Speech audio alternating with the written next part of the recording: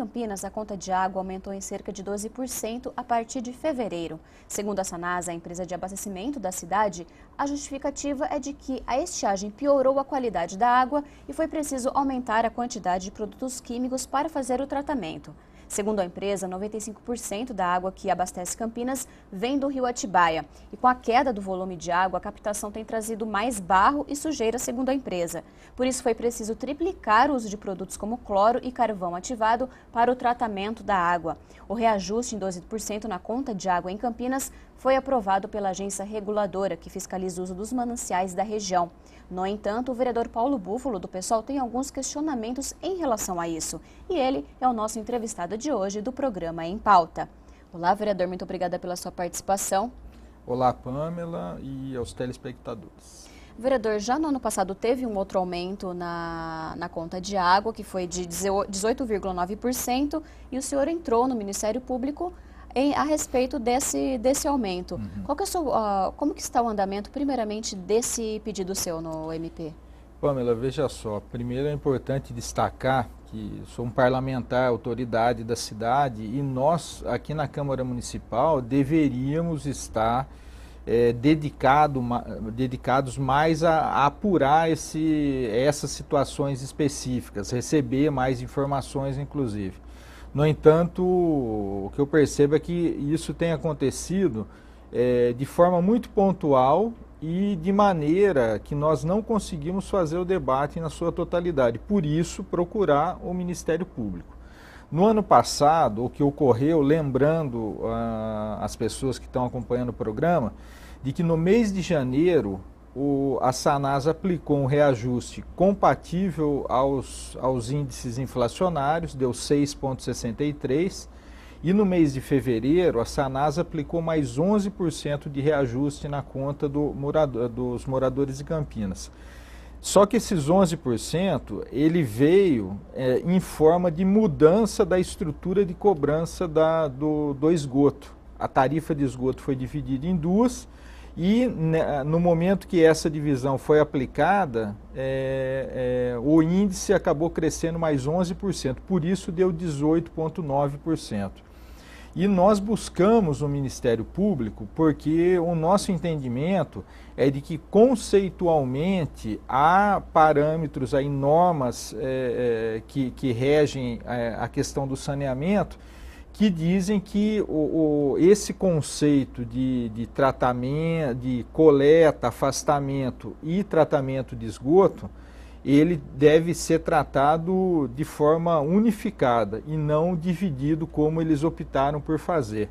Mas, lamentavelmente, a agência reguladora, que naquele momento também acabou acolhendo esse conceito proposto pela Sanasa aqui na cidade de Campinas e acabou gerando esse reajuste. Nós apresentamos isso ao Ministério Público, sabemos que o Ministério Público cobrou um conjunto de informações da Sanasa.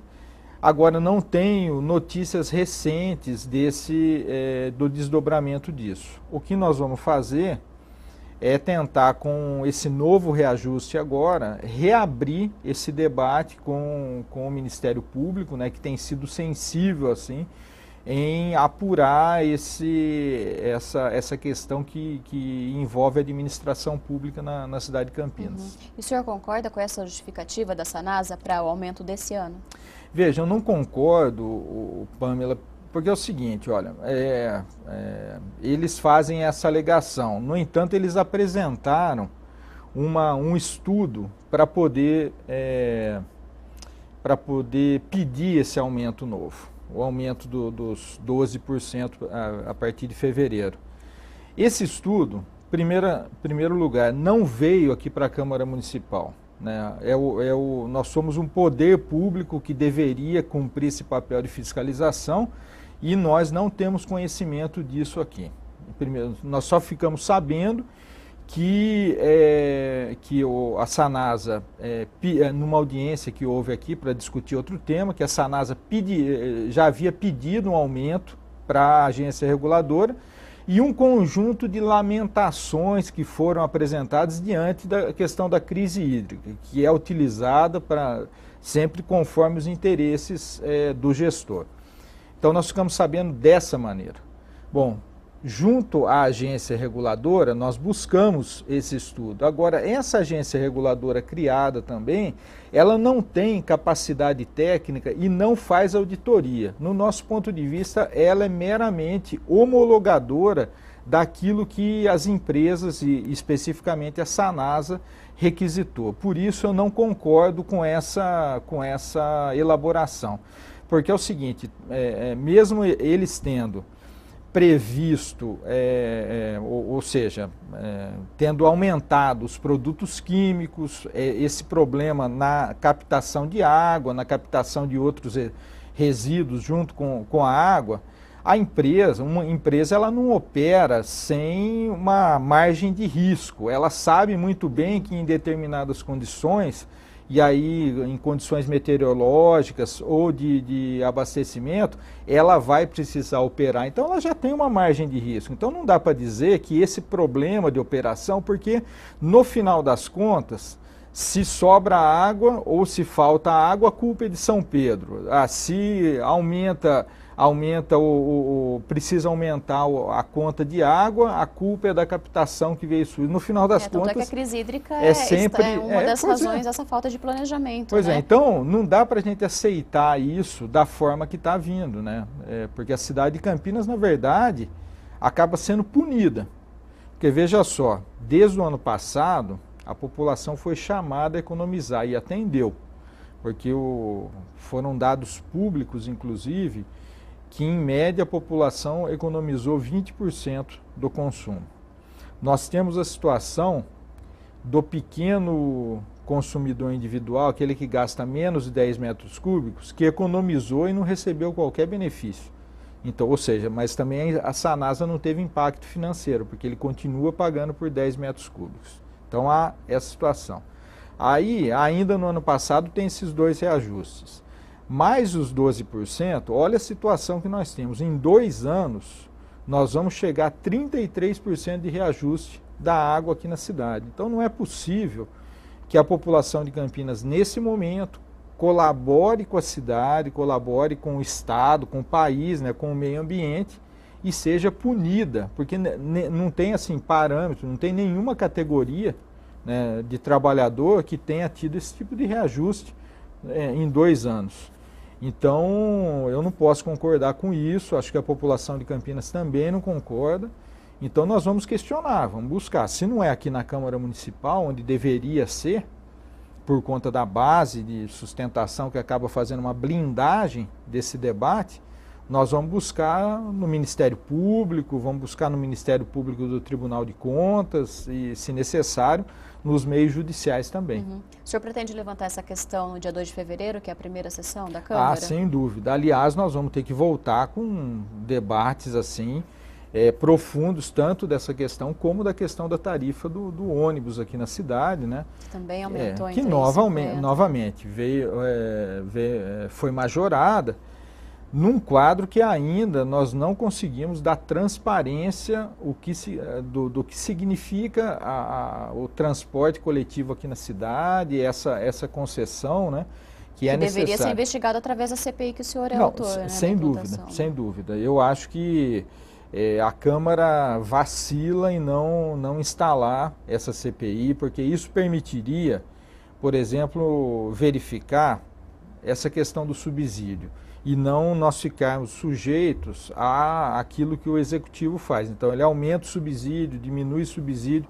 Então, que é o subsídio, só para lembrar, é o valor pago, além das tarifas, há mais um valor transferido para as empresas. Então, essa variação, nós ficamos sujeitos a ela ocorrer sem ter parâmetro de análise. Então, eu acho que no dia 2, em fevereiro, ela promete aí debate ferrenho em torno disso, porque eu acho que a população ela não pode ficar sujeita a esse tipo de coisa, sem ela poder, ela ou seus representantes, poder avaliar o que levou a essa condição. Uhum. Afinal de contas, quem paga é o cidadão de Campinas. Né?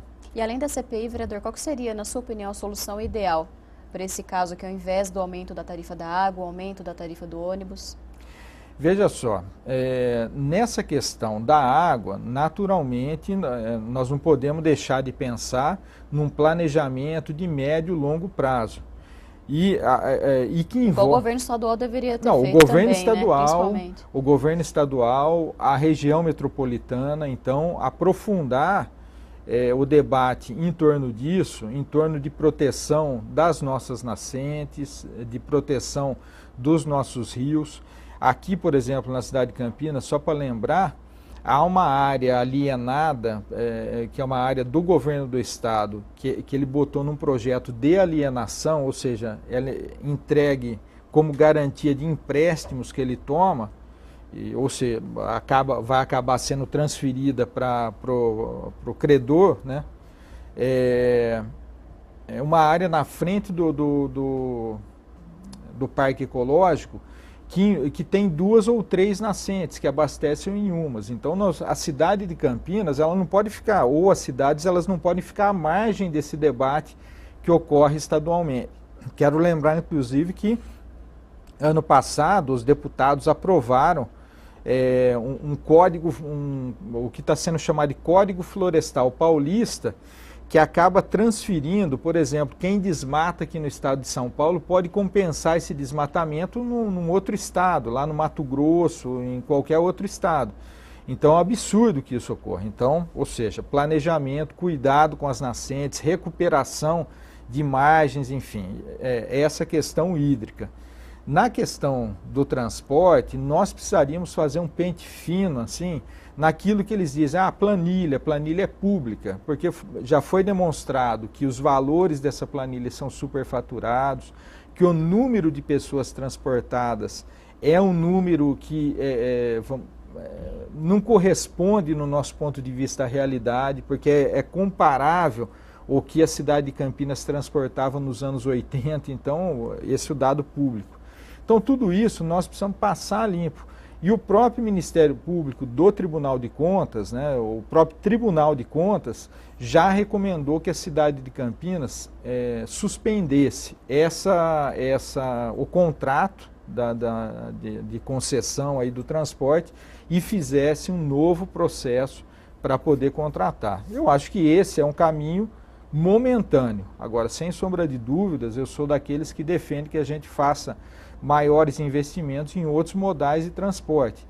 Então não é possível, por exemplo, nós temos um investimento imenso no tal do BRT, que nem sei se de fato vai acabar sendo viabilizado, e esse investimento não envolver ciclovias, por exemplo, já que vai fazer um investimento, obras, não envolver uma ciclovia que pudesse servir não só de alimentadora do sistema, mas também de que concorresse, inclusive, com o sistema. Então, acho que são esses debates que nós vamos ter que fazer aqui na Câmara. Uhum. Agora, vereador, nós estamos começando o ano e eu queria saber, então, suas expectativas esse ano e o que o senhor pretende. O senhor pretende levar, assim, continuar as comissões, se manter em alguma comissão? Como que é a sua expectativa para esse ano aqui na Câmara? Então, veja só, nós vamos ainda definir essa questão das comissões.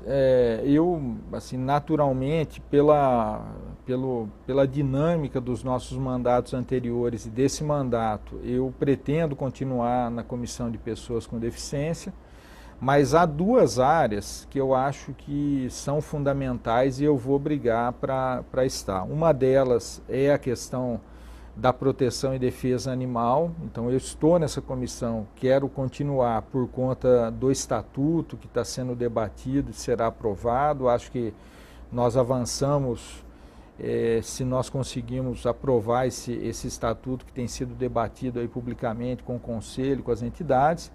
E eu avalio que, como professor, tudo bem, fiquei 2 anos fora da Comissão de Educação, mas seria muito positivo poder, nos 2 próximos anos, estar nessa Comissão de Educação, contribuindo com o debate, seja na questão da educação infantil, no Plano Municipal de Educação, que precisa ser aprovado aí no próximo período. Então, eu avalio que eu posso contribuir nessa área, né, embora seja de oposição. eu avalio que nós podemos contribuir numa elaboração importante aí, dialogando com a cidade, dialogando com os educadores, com o próprio município, né? Então, a expectativa é estar nessas 3 comissões de forma titular. E claro, fiscalizando o executivo também, né? Isso sem dúvida. Vamos continuar, né, com a atuação que eu venho fazendo, até porque no ano aí de 2014, nós passamos a receber assim, informações da população, informações de trabalhadores da estrutura administrativa da cidade, administração direta e indireta, informações e cobranças, né, para que nós façamos esse trabalho de fiscalização, de garantia de direitos da população que tem sido violados. Então, devemos continuar com essa atuação. Tá certo. Vereador, muito obrigada pela sua participação aqui novamente no programa. Eu que agradeço. Muito obrigada. O programa Em Pauta fica por aqui, lembrando que você pode conferir a entrevista do vereador Paulo Búfalo no YouTube através do canal da TV Câmara Campinas. E, claro, acompanhar as demais ações do vereador no site da Câmara, que é o www.campinas.sp.leg.br, pela página do vereador no Facebook e também, claro, pela programação da TV Câmara Campinas. Nós agradecemos a sua audiência e até o próximo programa.